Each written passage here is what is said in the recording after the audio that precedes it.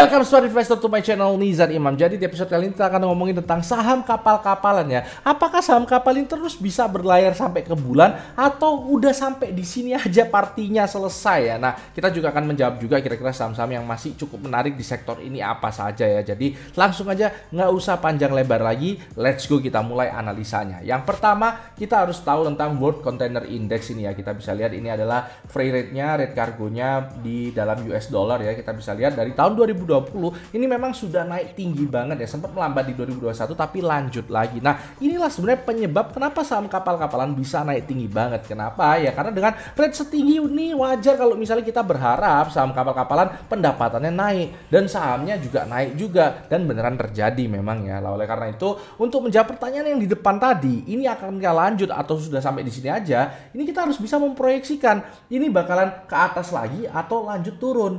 Seperti itu ya. Nah, untuk menjawab itu kita juga harus tahu penyebabnya apa sih kok bisa rate-nya setinggi ini. Setidaknya ada dua faktor ya. Yang pertama itu adalah faktor terganggunya rantai logistik global. Kita bisa lihat di sini ya, dengan terganggunya rantai logistik global ini kapasitas pengangkutan turun, kemudian masa tunggu pelabuhan meningkat, kurang lebih seperti itu. Ini yang menyebabkan kontainer jadi langka. Kurang lebih seperti itu ya. Nah, kemudian yang kedua alasannya itu adalah komoditas. Karena kapal-kapalan itu nggak semuanya tentang kontainer dan kargo, tapi juga ada yang tentang komoditas. Ya, jadi kita bisa lihat kalau misalnya harga komoditas tinggi, ya harapannya kontrak dari pekerjaannya itu, sewanya atau apapun itu juga meningkat dan mengkatrol pendapatan dari perusahaan-perusahaan kapal itu sendiri ya. Kita bisa lihat ya tahun ini tuh Newcastle Coal juga tinggi banget, CPO tinggi banget ya, seperti itu. Jadi wajar kalau nilai kontraknya juga meningkat. Itu adalah dua faktor utamanya. Nah, sekarang pertanyaannya, apakah dengan dua faktor ini kita bisa melihat ke depannya bakal lanjut naik atau turun? Nah, saya akan tunjukkan teman-teman semua ya tentang riset dari Ship Hub ya. Ini freight rate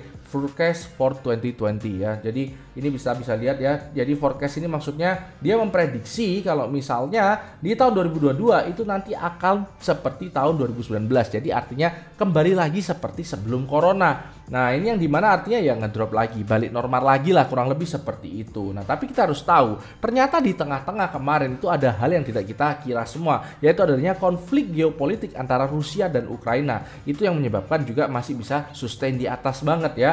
Dan ini memang kalau kita lihat ini memang aneh banget ya. Jadi kita bisa lihat di sini ada Shanghai lockdown lagi usai sehari bebas. Jadi ini baru banget ya, 4 Juni ya CNN. Jadi kita bisa lihat sebenarnya ini juga tergantung dari kondisi yang terjadi di global nanti. Masalahnya di ekonomi seperti sekarang itu kita agak sulit memprediksi kejadian-kejadian apa yang akan terjadi di depannya.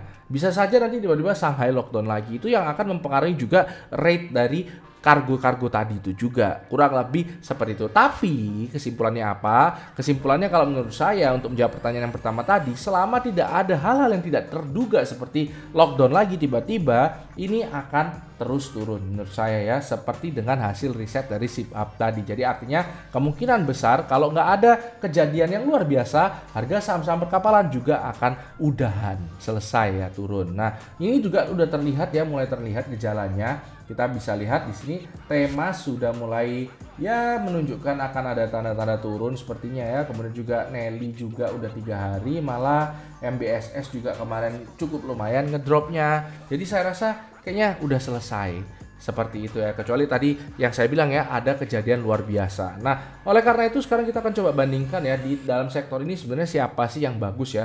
Kita akan coba bandingkan antara TPMA, kemudian juga ada PSSI, ada Nelly, ada SMDR ya. Kita akan coba cari tahu sebenarnya yang bagus itu siapa. Nah, teman-teman mungkin akan bertanya ya, kok nggak masuk seperti Temas? Nah, Temas ini kan PBV-nya udah 9 ya, jadi saya nggak perlu analisa lagi, nggak perlu jelaskan lagi. Kenapa? Karena saya bukan tipe yang beli tinggi untuk dijual lebih tinggi lagi ya. Dibeli di PBV 9 itu ngapain gitu ya. Mungkin aja bisa naik mungkin, tapi saya nggak akan kuat ngehold kalau yang saya beli itu PBV 9. Kurang lebih seperti itu, jadi saya nggak masukkan. Dan juga mungkin nanya juga Ship kenapa nggak masuk. Di sini kita juga bisa lihat ya, pendapatannya itu nggak lebih tinggi dari kuartal 1 tahun 2021, terus ngapain saya masukkan gitu ya, ngapain saya bandingkan, udah pasti kalah. Kurang lebih seperti itu ya. Dan juga mungkin ada MBSS ya, MBSS ini yang pairnya masih 85, itu tidak saya masukkan. Naik bisa aja, tapi secara fundamentalis saya pasti nggak akan bisa ngehold kalau yang saya beli seperti ini. Kurang lebih seperti itu. Jadi dari 4 ini, dari TPMA, terus kemudian PSSI, kemudian Nelly dan SMDR, mana yang bagus? Sebenarnya dari kasat mata aja udah bisa kelihatan ya, yang bagus itu adalah yang banyak di kontainer ya, karena yang rate-nya tinggi banget itu yang di kontainer, ekspor impor ya. Kita bisa lihat di sini, ini ada SMDR tuh punya kontainer, terus kemudian juga Nelly itu juga punya, tapi nggak sebanyak SMDR ya, cuma 1 unit ya kapal kontainernya. Terus kemudian di sini ada PSSI. Nah, PSSI ini lebih fokus ke kapal kargo curah yang isinya itu untuk batu bara ya kebanyakan ya. Sebagian besar tuh batu bara, termasuk juga untuk TPMA juga ya. Ini visinya juga kelihatan ya, especially coal. Memang ada teleportation kok teleportation sih. Memang ada transportation services ya, tapi kita bisa lihat especially-nya coal. Nah, ini makanya kita bisa tahu dari awal yang memang paling besar bakalan naiknya pendapatannya itu adalah SMDR. Dan ini juga kita bisa lihat di laporan keuangannya di sini. Nah, kita bisa lihat di sini juga laporan keuangan. Ini laporan keuangan dari SMDR ya. Kita bisa lihat jasa shipping dan agency service itu hampir berapa persenan ini ya? 80 persenan dari total pendapatan konsolidiannya ya.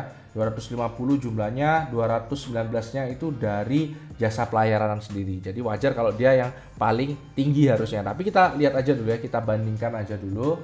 Nah, kurang lebih perbandingan seperti ini. Kalau misalnya secara pair, kita bisa lihat memang SMDR paling kecil ya, karena memang pendapatannya paling tinggi. Terus kemudian untuk PBV itu kita bisa lihat paling kecil adalah TPMA ya. Ya kalau di sini saya lebih prefer ke PBV. Kenapa? Karena pair itu kemungkinan memang jadi kecil banget kelihatannya karena pendapatannya lagi naik-naiknya.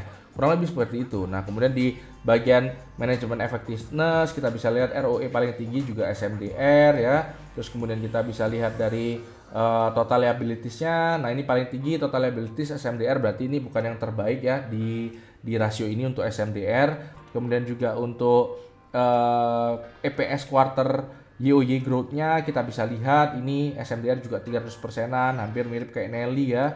Terus juga kita bisa lihat di bagian revenue quarter YoY growth-nya ini SMDR 92%. Nah, kurang lebih seperti itu. Memang jadi harusnya terbukti SMDR yang paling bagus di sini, tapi harganya udah di atas. Nah, oleh karena itu solusinya kalau menurut saya, kalau memang mau masuk banget di saham kapal-kapalan, teman-teman mungkin pantau saja TPMA yang ini performanya cukup decent tapi harganya belum naik-naik banget. Dan ini sudah saya sempat sebut di video saya yang tentang saham batu bara yang belum naik ya. Jadi ini termasuk di situ. Nah, ini sejak video itu di post udah naik kurang lebih sekitar 20 persenan, 30%-an bahkan ya. Jadi begitu saya post besoknya langsung naik, itu kebetulan ya. Ingat, itu kebetulan. Kurang lebih seperti itu. Nah, ini kalau misalnya sekarang juga sebenarnya ada di resisten juga sama kayak saham kapal-kapalan yang lainnya. Jadi mungkin baru bisa dipantau kalau breakout aja. Kalau misalnya ini koreksi ya udah biarin aja. Kurang lebih seperti itu. Nah, mungkin untuk tambahannya saya ingin ngomongin dikit tentang honorable mention ya, yaitu Soci. Ini kayaknya banyak banget yang nanya soalnya. Soci kita bisa lihat ya, pendapatannya di 2022 kuartal 1 tuh nggak jauh beda dengan 2021 ya. 2022 sama 2021 nggak jauh beda kayak gitu. Jadi kenapa kok bisa seperti ini? Karena teman-teman harus tahu kalau misalnya Soci ini pendapatannya itu terbesar itu berasal dari Pertamina ya. Kita bisa lihat di sini Pertamina itu 24-an. Kita bisa lihat di sini ya. Nah, seperti ini memang tinggi banget. Dan juga untuk Soci ini sendiri itu nggak pakai yang rasio yang ini, sorry maksudnya grafik yang ini, tapi pakai yang ini ya, Baltic Dirty Tanker. Jadi yang dilihat di sini adalah ini. Nah, kalau misalnya kita bandingkan, memang terjadi peningkatan juga sejak 2020, tapi nggak setinggi kalau di kontainer ya. Kalau di kontainer itu dari 2016 itu kan udah kenceng banget gini ya, kita bisa lihat di sini. Nah, 2016 ini ya tiba-tiba set gini ya. Nah, kalau misalnya ini nggak terlalu sampai yang jauh banget ya. Ini 2016 juga di sini juga ya, nggak beda-beda jauh banget. Nah, tapi memang naik. Oleh karena itu ya wajar kalau kita lihat ekspektasi dari EPS-nya itu nggak naik-naik banget, kurang lebih seperti itu ya. Nah, mungkin kalau misalnya kita lihat sedikit Soci ini, kalau secara grafiknya ya memang masih di support di daerah base-nya ya. Kita bisa lihat naik turun di situ-situ aja memang. Kurang lebih seperti itu ya. Nah, mungkin itu saja episode kali ini, harusnya udah terjawab. Menurut saya ini masih akan lanjut turun, koreksi lah ya. Paling tidak itu koreksi. Karena memang di globalnya sendiri untuk rate dari kargonya sendiri itu juga mulai melambat. Kurang lebih seperti itu. Dan untuk yang bagus memang SMDR, tapi itu udah cukup tinggi. Oke, itu aja. Karena hidup harus seimbang, tetap cerdas, tetap santai.